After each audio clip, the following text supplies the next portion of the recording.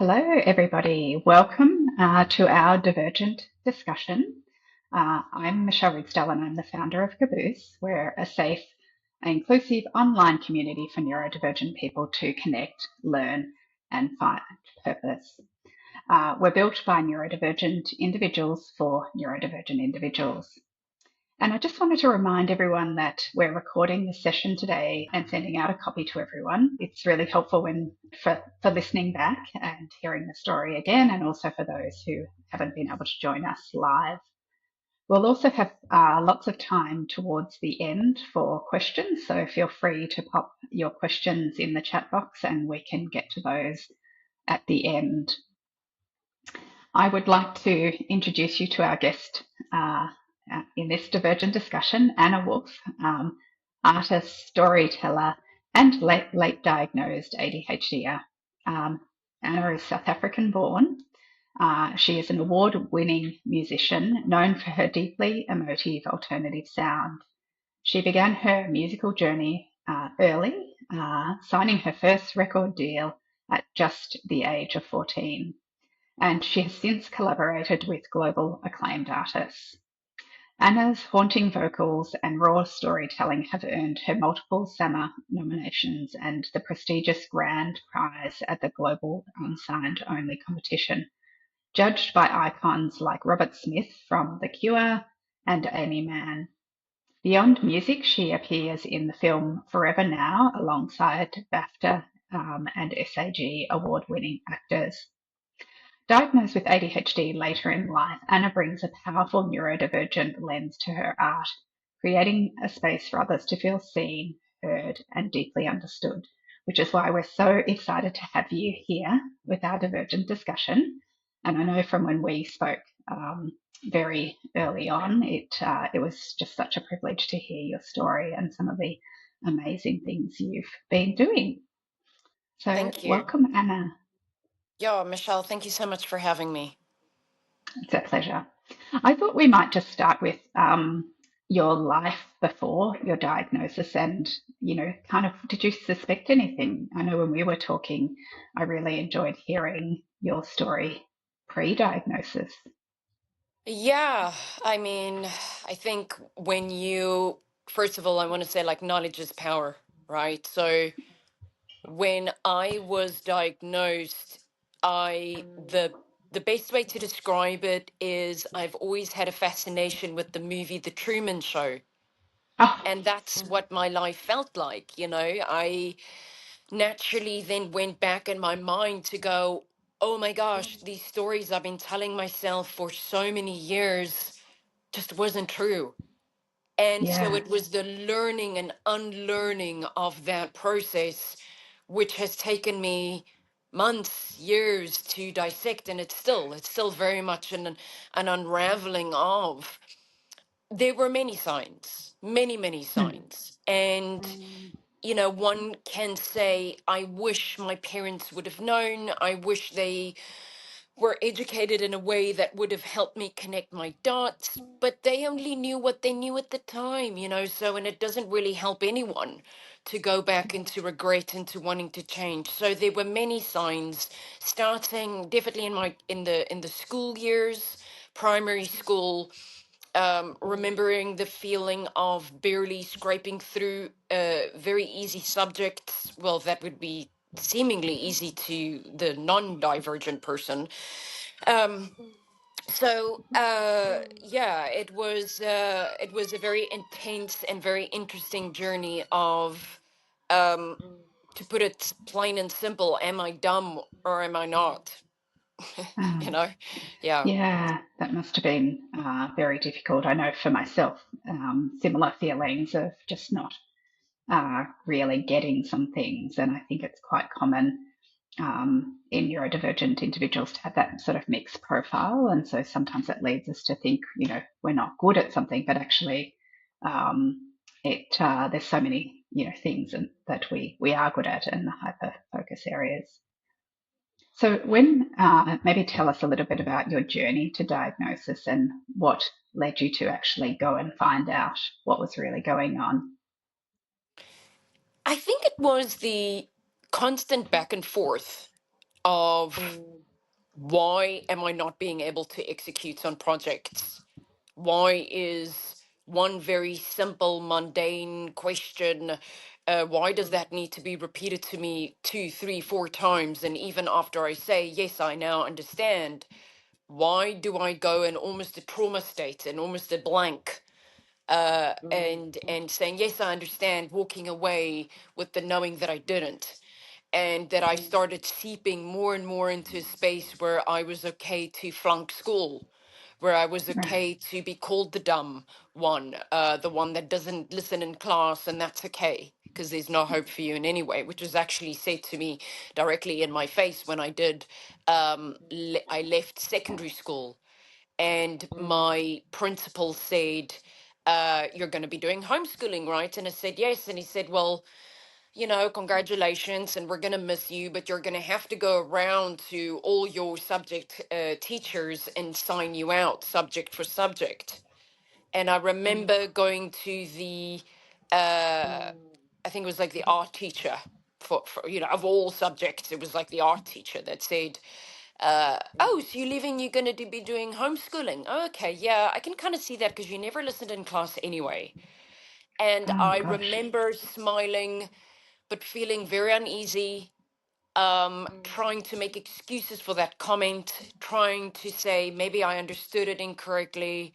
But she said exactly what she said, and what she said was fact.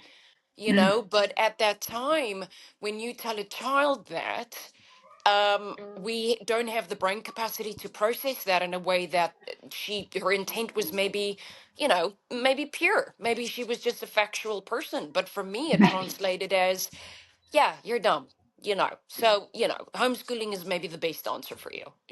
Mm. So um that was a constant, and it didn't really stop when it got better when I started doing homeschooling. It did.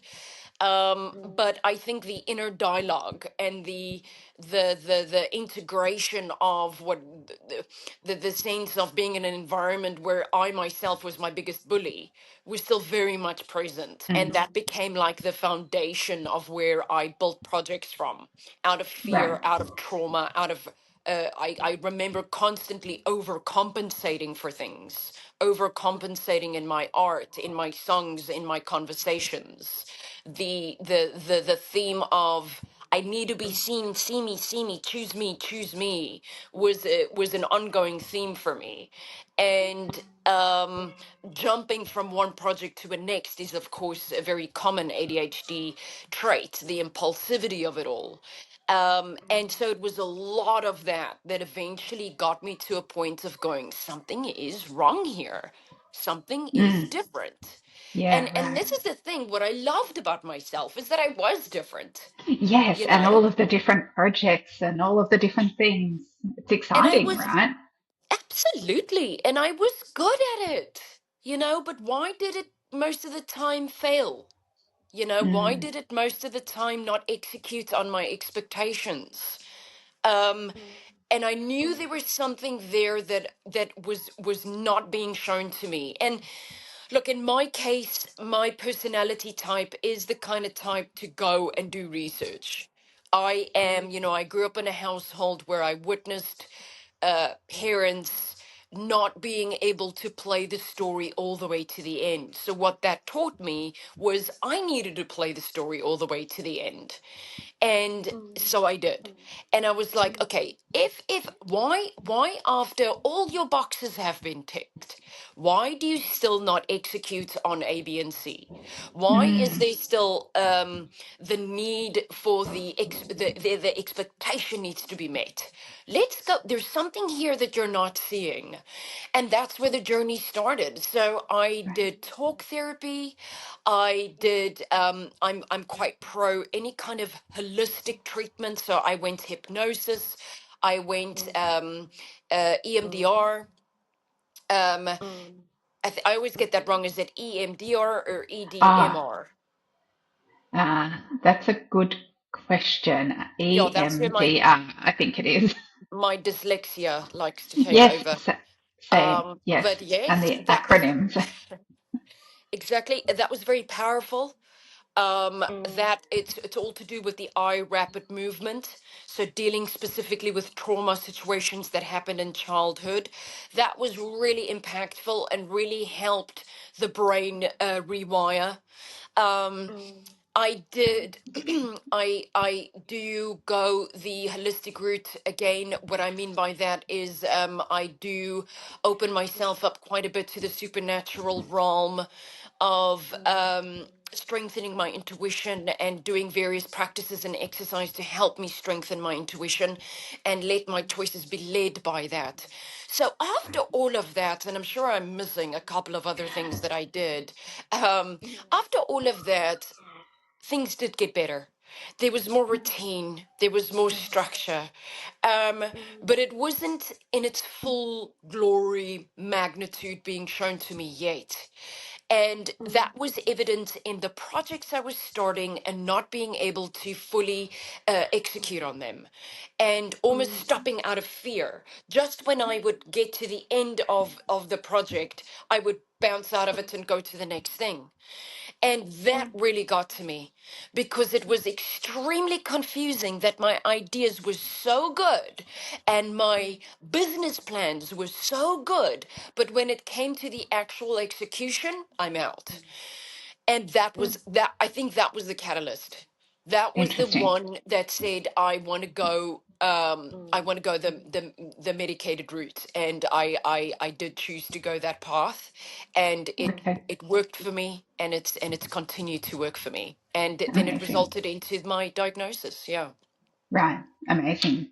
And just going back to something you said about a teacher, and I think it really resonated with me, these teachers who have, throwaway comments like, oh, well, homeschooling might be best, or, you're never really listening in class. And I think so many of us and our community and parents, if we've got parents listening, hear this often, and it leaves such a trauma, I think, on on us as we grow older, because we keep going back to that comment, you know, we're not listening, or we're not good enough, or we're not something. And, to unravel all of that, can often take years of, various treatments and talk therapies. So thank you for sharing your story with that, and that you have managed to navigate, you know, out to the other side Yeah. of that. Yeah. I think, contrast gives us room for expansion. And that coming from her, you don't listen in class in any way, gave me contrast. It gave me, Yeah. okay, wait, I don't like this. So what am I going to do about it? Because everything I experience, I attract. I have now this opportunity to either play the victim and go like, yeah, woe is me, or translate it into a way that goes, hold up, what is the opposite of this? Well, the opposite of this would be if I was in a position like that and I had a conversation with a child, I would go, you know what? Your presence here was valuable. Your presence here mattered. And do what works for you. And that would Mm, be it. Do what works for you because we all just know what we know in the moment. So, exactly. as much as that was a moment that very much traumatized me, to your point, for many years. Yes, she was right. She is right. I don't listen. Okay, I don't listen. That makes me a weirdo, probably. Okay, I don't listen. Okay, so where am I going to escape to next? I'm going to escape into music. Okay, let me. And that's where the little worlds Yes. start. That's where you start Right. building these little pockets of worlds. And look, these worlds are very much needed if they're keeping you safe in that child timeline, meaning when you were a child. That's what I needed to keep me safe, right? Mm, So again, do what works for you, but I also feel at the same time, ask yourself, does this story still serve me? mm. Is this a childhood trauma story that I keep repeating? Or is it okay to now steadily, gradually see what else is outside of that? Yeah. Yeah. Terrific. And when you think, I guess back to eventually finding out about your diagnosis, you were obviously an adult. Did you end up communicating it to, family and friends at the time that you were diagnosed, or did you save that for, later, or did they stumble upon it? I, because of the need to play the story all the way to the end, knowing knowledge is power, I started the research very much on my own and did go into, I guess one can say, the space of self diagnosing. I did. Because there were a lot of boxes I was ticking. If anything, I was ticking everyone.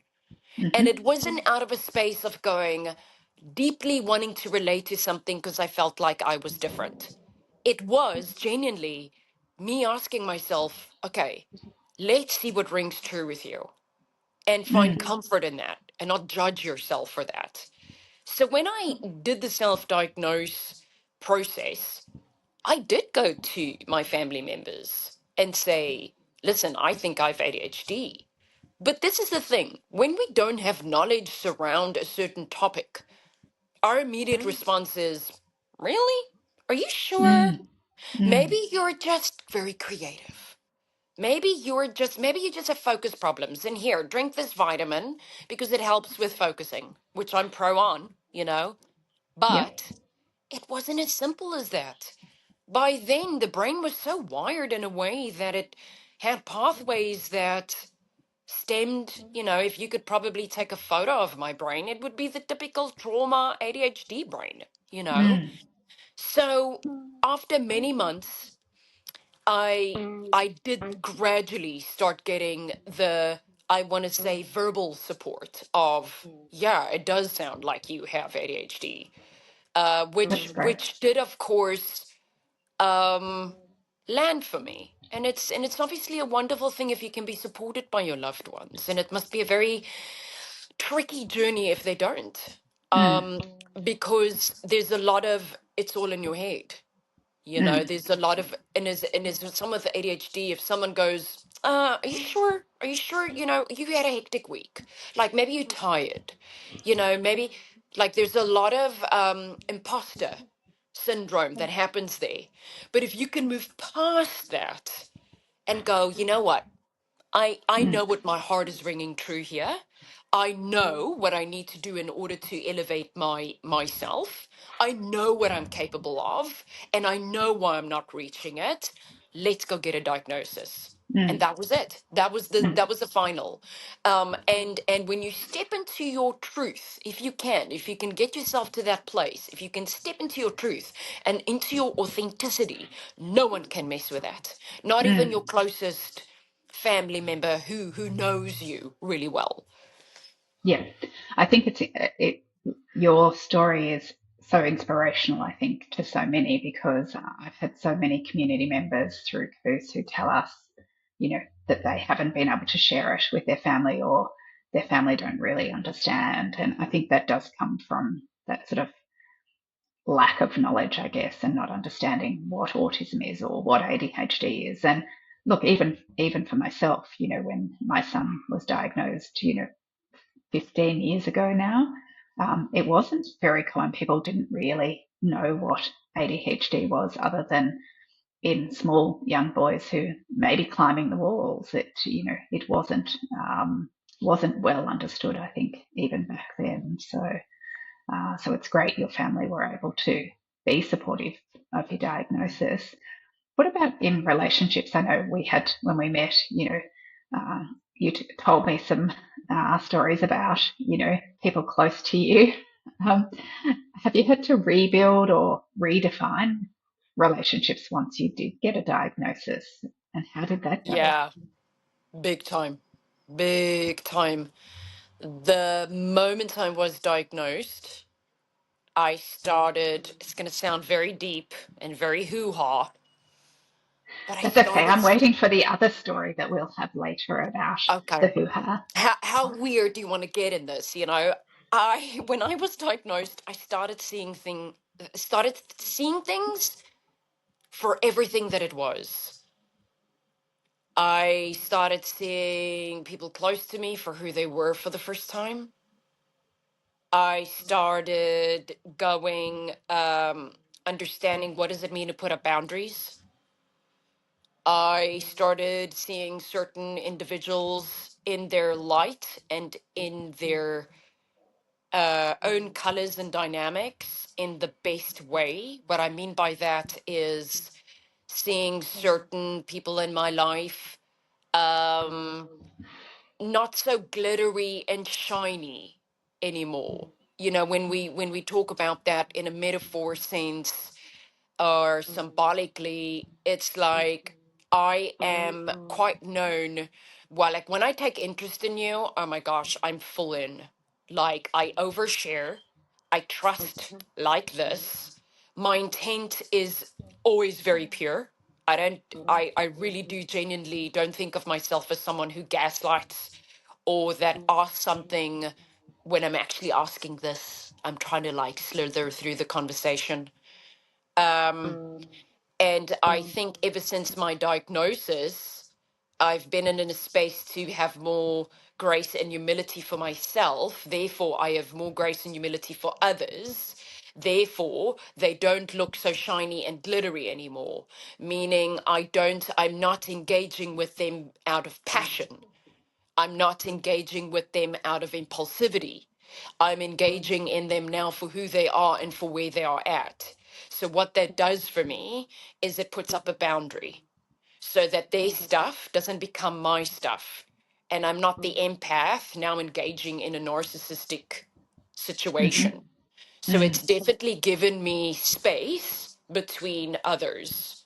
This goes for family, this goes for best friends, this goes for my relationship with my dog who's sitting right here in front of me. And what I mean by that is like, even though he is like, I call him my little fur son, his name is Wolf, he's a whippet lurcher, he's the most majestic thing on four legs.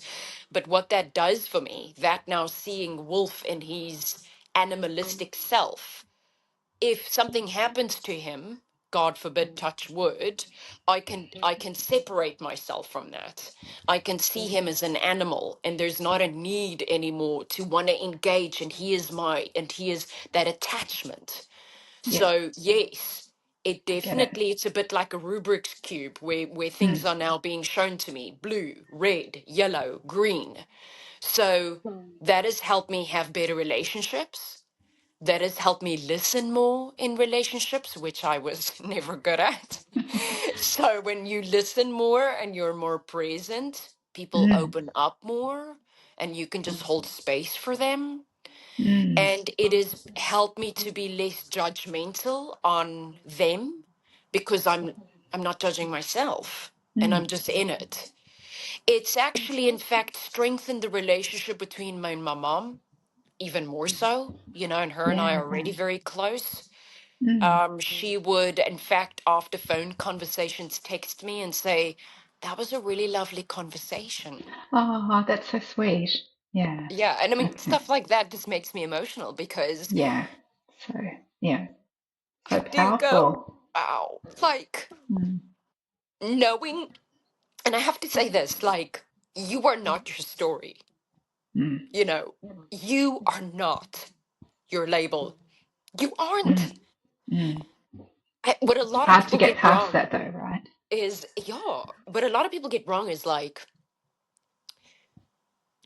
being diagnosed is not, okay, well, now I'm going to walk around with this poster. Oh, well, I'm ADHD and therefore you need to treat me differently. You need to see what my label is and then we can engage. And that's Mm. not what it is. Mm. Knowledge is power.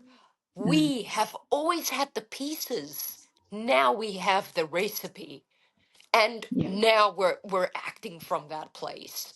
So Mm. yeah, it's been a beautiful journey, Amazing. and these are happy Beautiful. tears. Yeah. I can resonate with so many of your story, just even with relationships and actually listening, being more curious. So for me, it's not like about being curious about why I feel the way I do. And I think, what you're saying too is thinking about those around you more, listening more. I wonder about regulation. That's a very difficult thing in relationships. So I wonder, even having, this diagnosis, has that helped with, not being triggered so much about certain things? It sounds like you've got these boundaries now that instead of being triggered by them, maybe you're more thoughtful around them. Yeah, definitely. Definitely.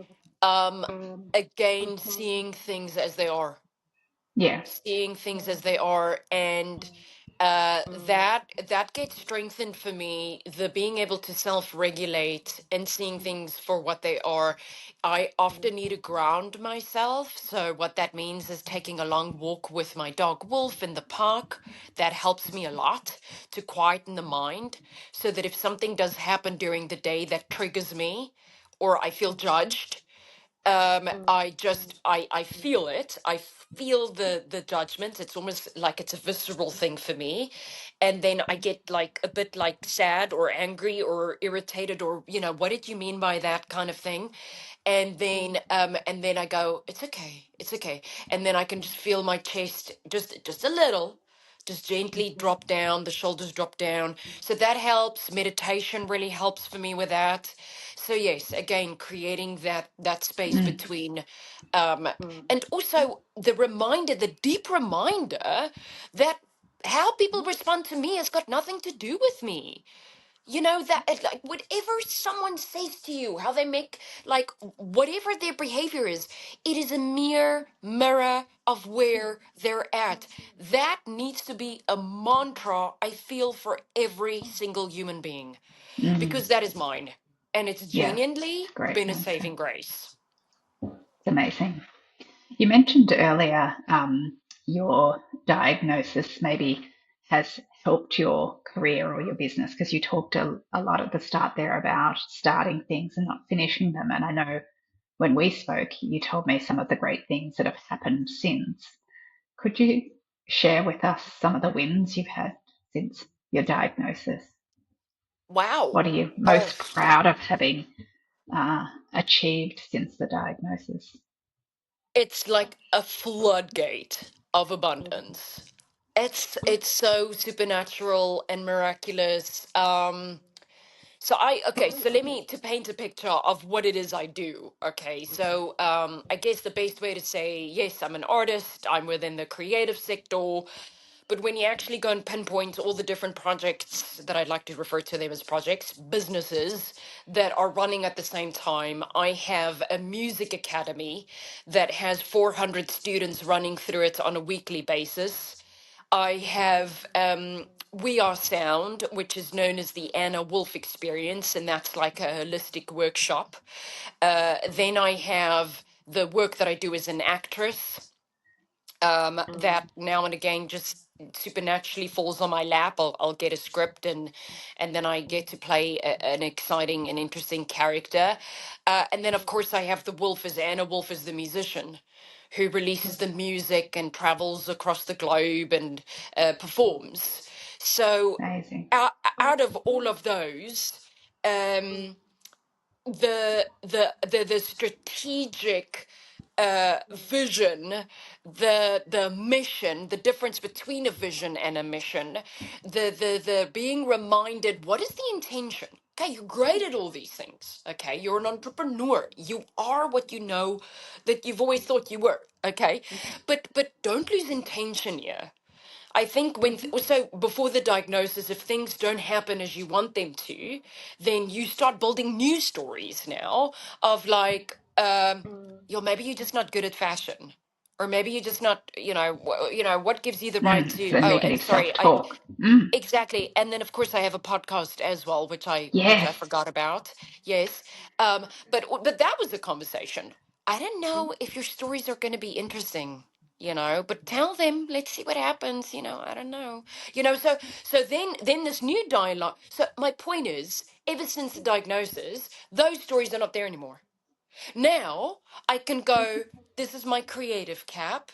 I'm now creative Anna Wolf. I can daydream. I can paint the canvas black, white, yellow, pink. Doesn't have to make sense. And that's cool. That's what art is. Because the with art, I want to play. Okay. Then yeah, I have the other cap, the business cap. Okay, what is the vision here? What is the mission? Out of this piece of art, do you want to make money from this? Okay, let's look at that. How can we execute on that? Okay, now, Maybe your strengths, because this is another very important conversation.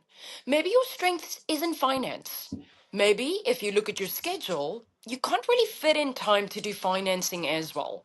Okay, let's look at your immediate contact list. Who do you think you can contact in order to do the financing part for you, or to draw up a budget for your next holistic workshop, or help you record in a really good studio so that your audio is really good for your podcast? Then you delegate that. Knowing when to delegate and knowing when to go, you know what, I think I can actually do this myself. That was a big one. Yeah. Wow, that's great. And it's often so hard to ask for help as a neurodivergent person, I think. So it's great you've been able to kind of make that happen, really. Yeah, Um, definitely. Tell us a bit more about the sound. I can't remember what you called it, but I'm curious to hear a little bit about that project. You're so What is lovely. Can I sound? just can I What is just stop sound? there? Can I just stop there? You're so lovely. Oh, Like thank I you. just I see your face and I see your smile and you're just like walking grace. Like that's the only way I can describe your energy. Oh, thank you. Oh, Yeah. Roxanne, our lovely community manager, was saying something similar today, and I did chuckle. It made my day because as I was off to an appointment, I thought, oh, that's nice. You don't often Yeah. get those lovely comments, so thank Yeah, you. you are. Well, and hence you're doing such great work, you know. So thank you. Yeah. So it's called We Are Sound, Mm, the Anna Wolf Experience. And what it is, it's an hour holistic workshop where we use the body as an instrument. We use the voice as an instrument. We do transcendental breath work. What that is, it's basically, I say it's a trip without the drugs. It's like going into another realm. You know, remember, breathing is our anchor. So if we mm, alter our breathing, it immediately literally shifts the body into a different frequency. So we do work that really opens you up energetically so that when you do the channeling of the guided meditation, you are in that space physically, mentally, 360. And amazing. then we influence that with some tarot card reading segments, which each member gets a tarot card that they are instructed to only turn the card around. It's basically affirmation cards, okay? But Amazing. they get the attendees get informed they can only turn the card around at the end of the segment, because what that does is the card directly translates to what their experience was, so it affirms their experience, and it's a very, very emotional, very raw, um, shifting of energy. That's the only way I Mm, can describe it. It's the kind of workshop you do, and if you ask someone, how was it for you? I often see this, they don't respond immediately. They go, I, it takes time to process as well. mm, yes. So the intention with that workshop was to remind people they're not alone, to step into the unknown more bravely, and also Interesting. what is the unknown to them? What is the unknown to them? Is it yeah, yeah. So Mm. mm. Now, I remember when I saw the beautiful photos that you shared, I thought, oh, what a magical experience. And I wonder, did that creation of that experience come before or after your diagnosis? um, Do you remember? I want to be specific. What a great question. I've never thought about it like how, like what projects have been birthed since then, because I've Mm, just kind of, but let me I want to be specific about this. I feel it was when I was already, I guess, medicated, if you want to put it that yeah, way. yeah. Since my diagnosis as well, it needs to be said that my intuition is louder than ever, because the Right. chatter the Interesting. chatter is gone. Um, Ah, right. yeah, so yeah, We Are Sound was definitely born, I would say just before, but then that momentum started picking up the Mm, moment I started stepping into that knowledge. Yeah. yeah. Um, One of the questions I wanted to ask you is what systems or um, things did you put in place unknowingly maybe to support your neurodivergent self? Were there things you kind of put in place? And hence my question about the We Are Sound. I wondered if that was a system put in place to help your regulation. Definitely, Mm. definitely. Even like one would say this is like a small or unique system. Was like putting stuff on my head, like little Yeah. bandanas or a Yes. hat, Okay. Oh, yes. or I always, Yeah. because I felt protected that way. I felt held Yeah. Right. physically. So that was a Mm. definite physical thing that I put in Mm. place for myself. Um, for me, definite clean lifestyle. If Yeah. is that what you're referring to, Michelle? Yeah. Like just Yeah. Like, yeah, yeah. yeah. Like, what could our audience try, or what? Clean lifestyle, Mm. meaning really cutting down on processed foods, Yeah. just clean eating as much as possible, which was never really perfect. I remember having really big spurts of it being quite perfect, Mm. very so raw foods out of the ground, vegetables, fresh vegetables and so forth. Because what that the gut, the brain also lives in the gut. Mm. So whatever was happening in my belly would inevitably affect my mind. So it would really help for brain fog and Yeah. focus. Mm-hmm. Alcohol is a no-go for me. I still enjoy a good glass of Chardonnay. I really do. But with like a meal or whatever. But the impulsivity and the need for escape has almost completely disappeared. Oh, Um, interesting. and then Yeah. going to the gym is a really big one for me.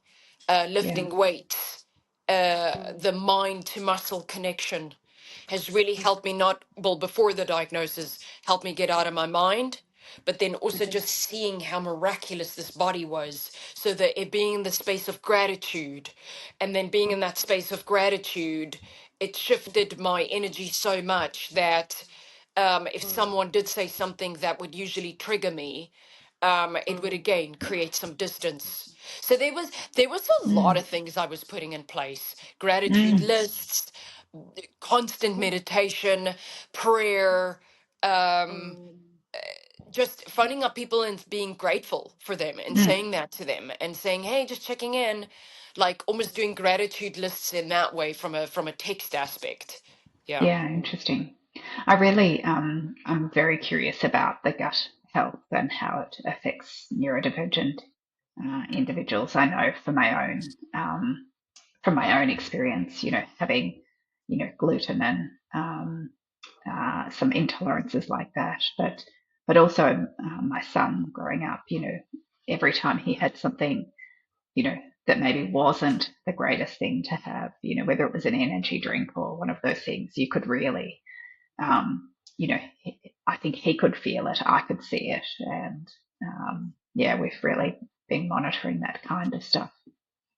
Yeah, I remember you just reminded me when I was a kid, I would be thirsty often, Yes, like I drink very so much thirsty. water.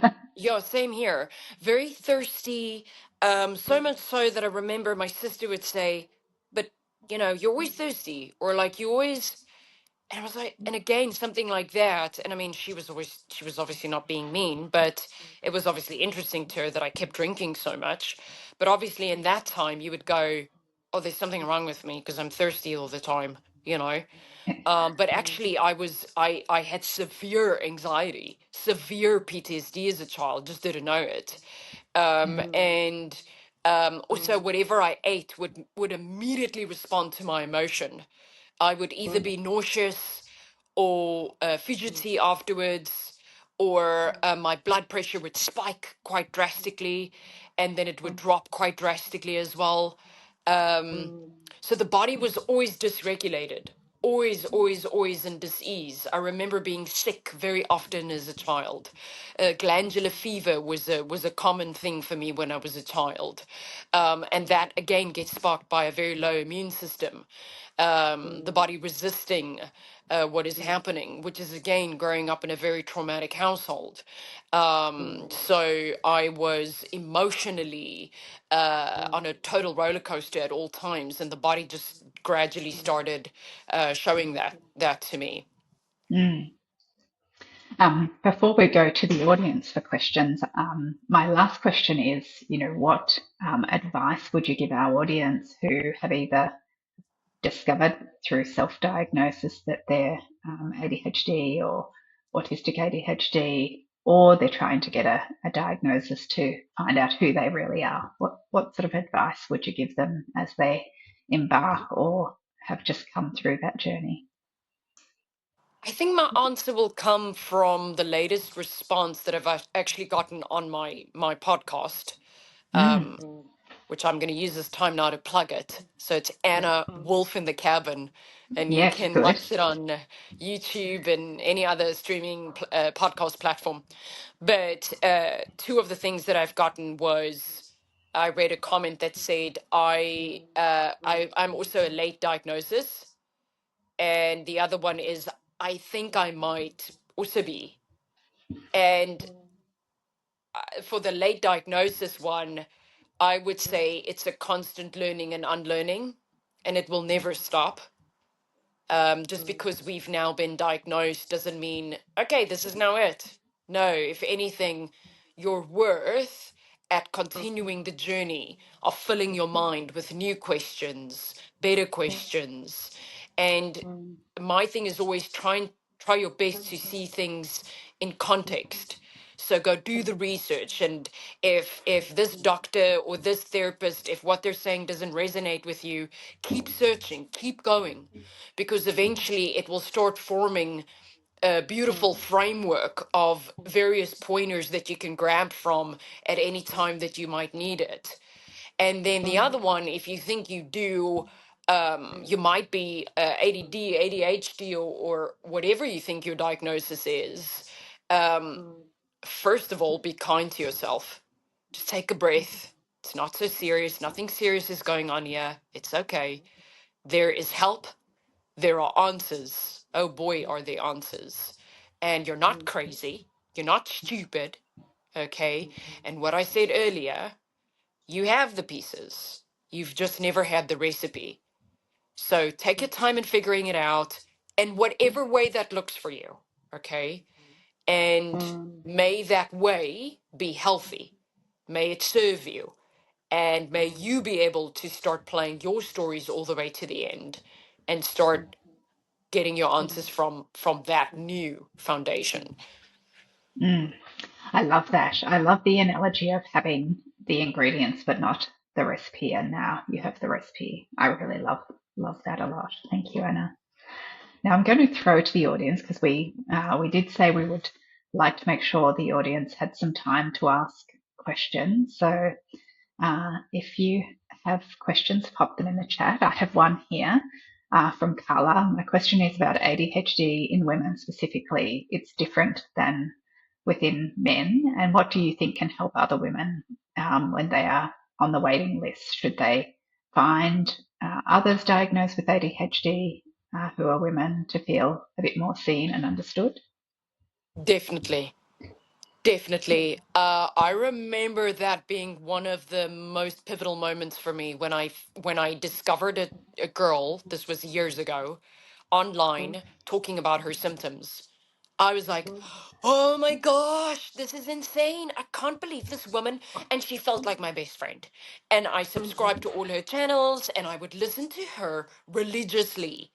That is a good first way to start, because being on the waiting list to be diagnosed um, is a long waiting period. Long. So I would Mm, say in that time, to find comfort and to know that you're not alone, is to do that research and just go and mm, literally type it into YouTube, okay, or ChatGPT. We live in a world now where we have access mm, to all this great AI. So mm, put the symptoms in there. Say, which influencers can I follow? Which mm. therapists? Okay. And this is what I want to take a moment for this. But Carla Pretorius is an incredible individual who has such We're high so knowledge on happy this to have topic. her on our team. Yes. Like you're walking grace, she is walking wisdom, just like go She is check her walking out. wisdom.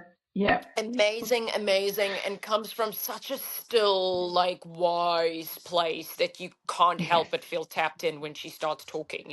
Yeah. So, um, yeah, that's how I would start. Perfect. And then just make a little playlist on Spotify. I'm very Mm. sensitive to the audio I take in. So I mean, I'm a musician and I barely listen to music anymore, because I'm just my playlists are just filled with spiritual stuff, more ADHD tools to help you navigate your life and your relationships and so forth. So yes, that's what I would say. Yeah. Perfect. I know one of our busiest tribes in the Caboose app is our late diagnosed ADHD. So anyone who's not in that tribe, definitely head over there. Shannon has asked, what's your favorite part about knowing your ADHD? It's a superpower. It's a total superpower.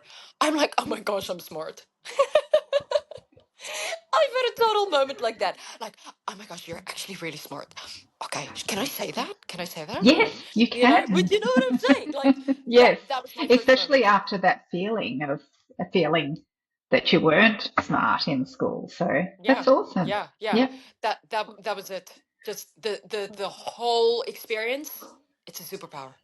It's a superpower. And yeah, yeah, yeah. You have ten ideas running here. It's okay. It's okay. But guess what?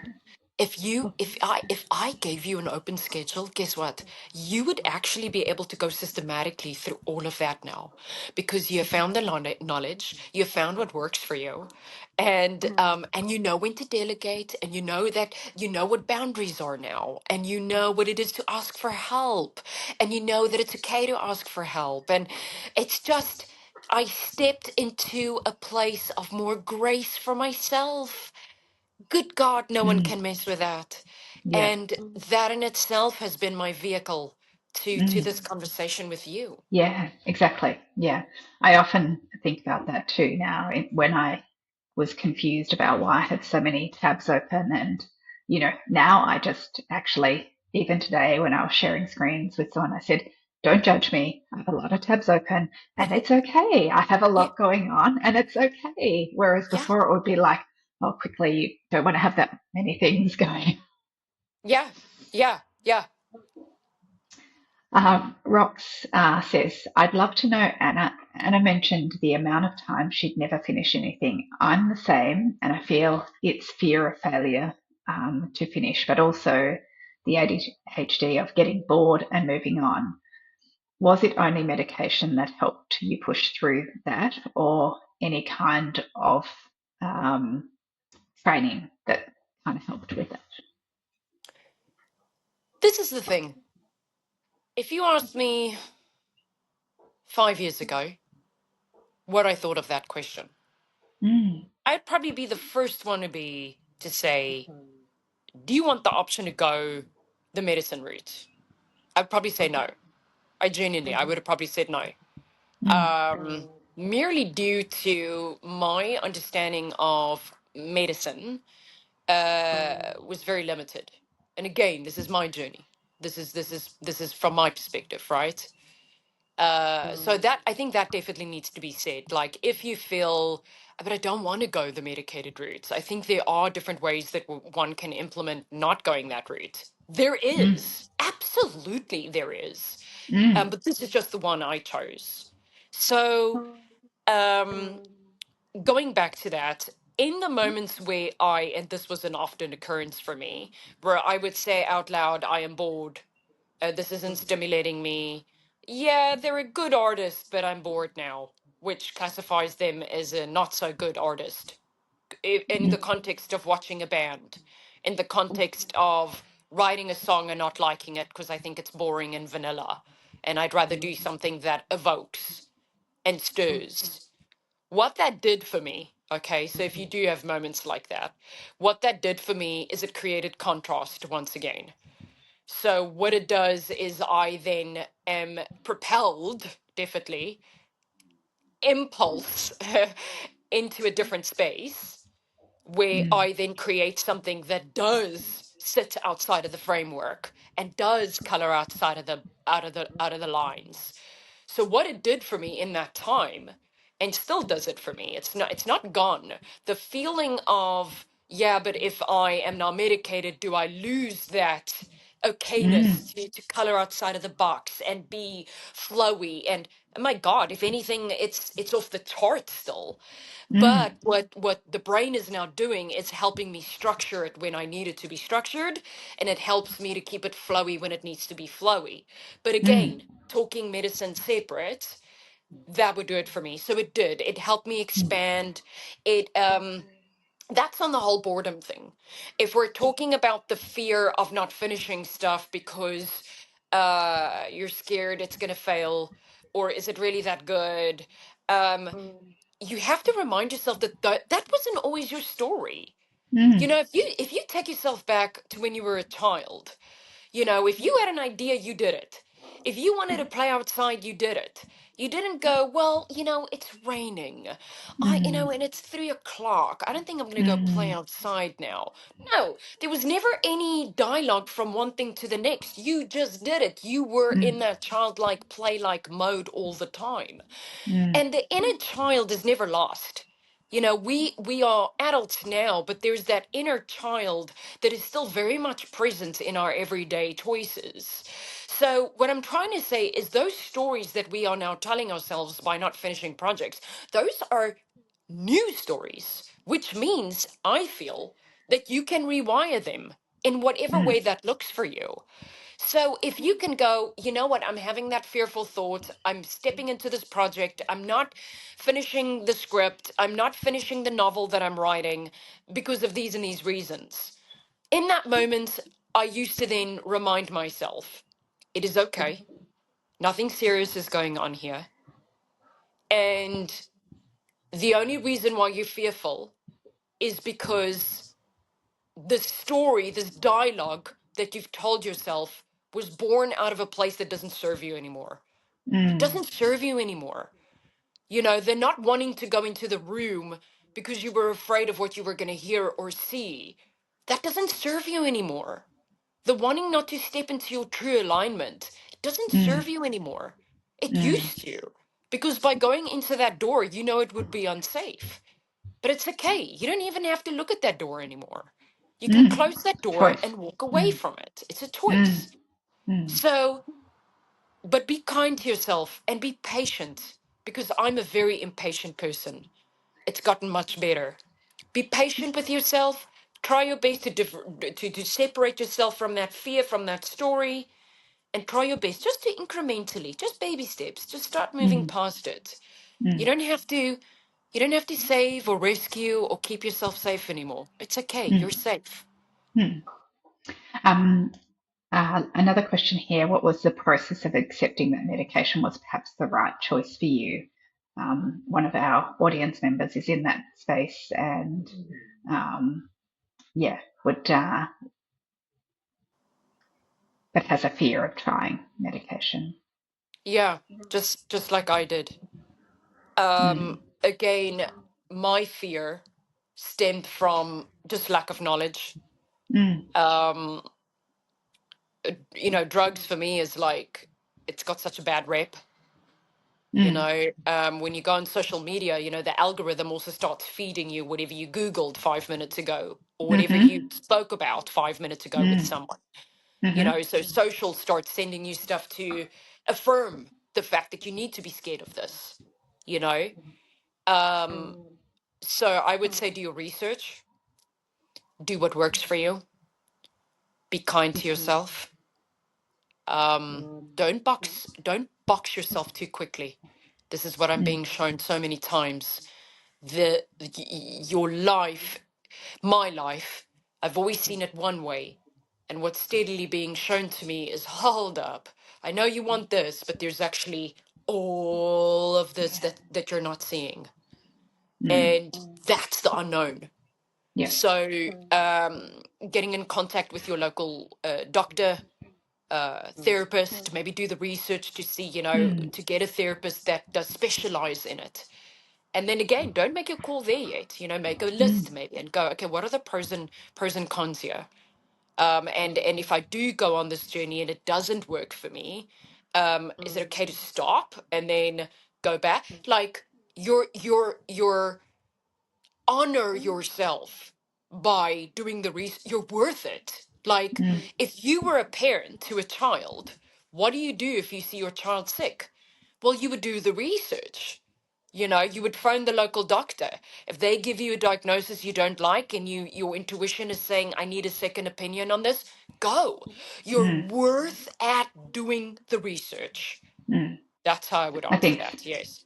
yeah, I think that's great advice, the research, and also knowing that it's not forever. Sometimes just trying, you know, I remember the amount of times that we've tried different medications for my son, and we got to the right answer in the end, but it was a bit of trial and error. So finding the right support for that is really important. A couple of lovely comments here. Love your energy, Anna. Rolf says, "Did you write the song Believer by Justin Bieber?" Um, thinks you should be in Hollywood. So some lovely, lovely, lovely comments. Thank you. Thanks, guys. Let me see if I have any last questions. No. Um, so we might, yeah, head into the wrap up. So really, thank you so much, Anna, for joining us. We would love to have you back again. I'm sure there are lots of other topics we can talk about, and I'm sure the audience would love to hear more stories of your journey through your neurodivergence.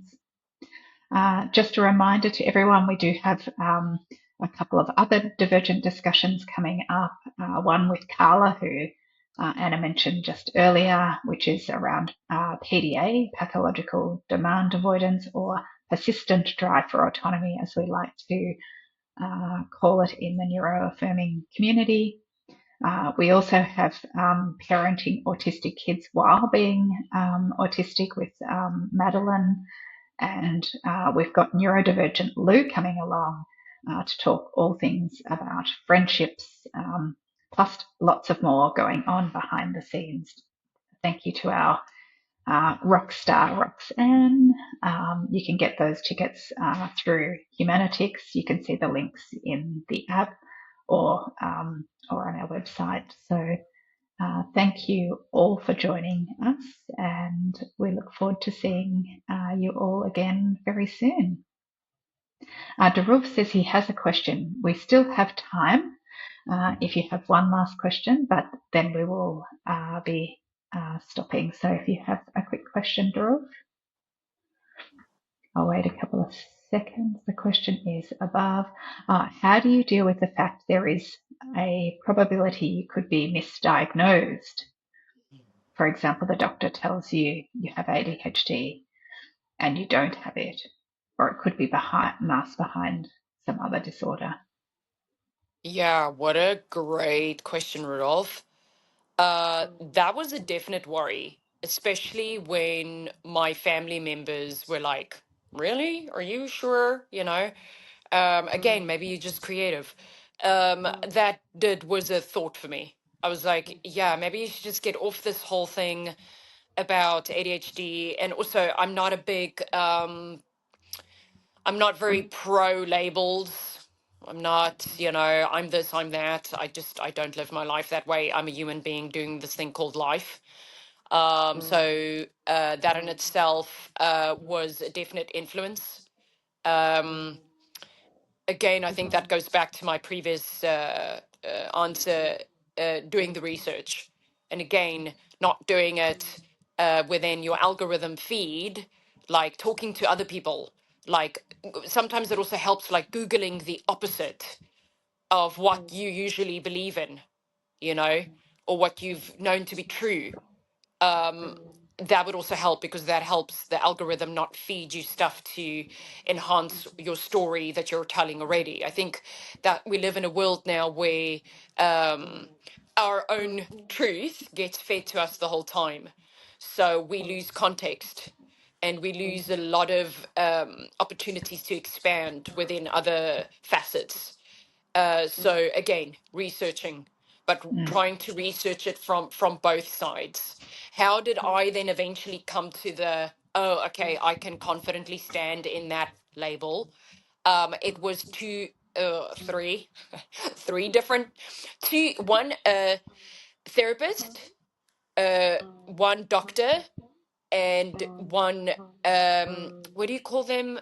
I always get this name messed up. You get a therapist and then you get a psychiatrist. Yes. Psychiatrist. So Mm. three different and I never went into it saying, I just went into it saying I think I have it. And they obviously then give you this lengthy questionnaire, and then also what matters to them is the timeline of your life, your childhood, etc., etc. I'm not one for one diagnosis. I'm one for two, maybe even three, maybe in four. So that was my journey, and that made me confidently stand in it. Yeah. Mm. Awesome. That was fabulous. Well, thank you for fitting that last question in. And Dorov says this is an amazing answer. So thank you. So Thank you. that finishes our call this evening, and we look forward to welcoming you all again to our next one, hopefully next week.